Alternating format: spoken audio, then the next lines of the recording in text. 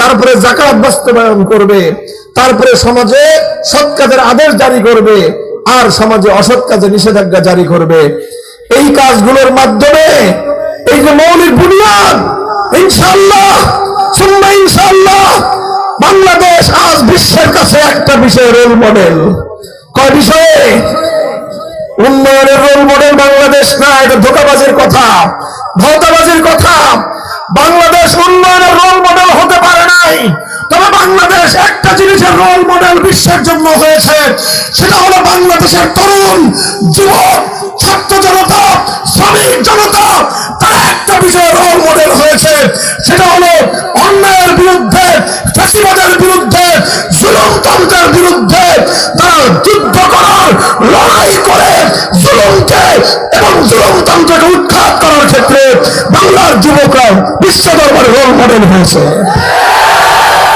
নারায়ে তাকবীর, নারায়ে তাকবীর, আল্লাহু আকবার, মুক্তির রাজপথ। মুহতারাম হাজিরিন, আর কোনো কথা নাই আমার। হে যুব সমাজ, হে আমার তরুণ সমাজ, তুমি কলেজে পড়তে পারো, ইউনিভার্সিটিতে পড়তে পারো, তুমি কোনো গ্যারেজে কাজ করতে পারো, তুমি কোনো কারখানায় কাজ করতে পারো, তুমি গার্মেন্টসের শ্রমিক হতে পারো।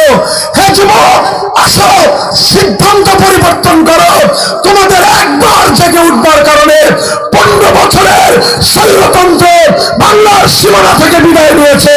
তোমরা যদি আরেকবার সিদ্ধান্ত নিতে পারো, আমার বাংলার 270 বছরের গোলামীর জিঞ্জির ছিন্ন হয়ে বাংলার মুক্ত আকাশে আল কোরআনের শাসনের পতাকা উঠবে ইনশাআল্লাহ।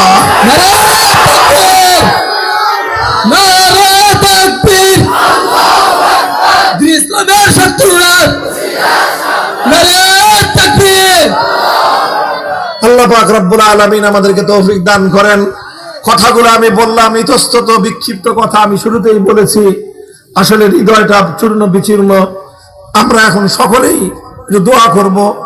আমাদের ভাই শরীফ ওসমান হাদি আমাকে, আলেম ওলামাদেরকে অত্যধিক মোহাব্বত করেছে।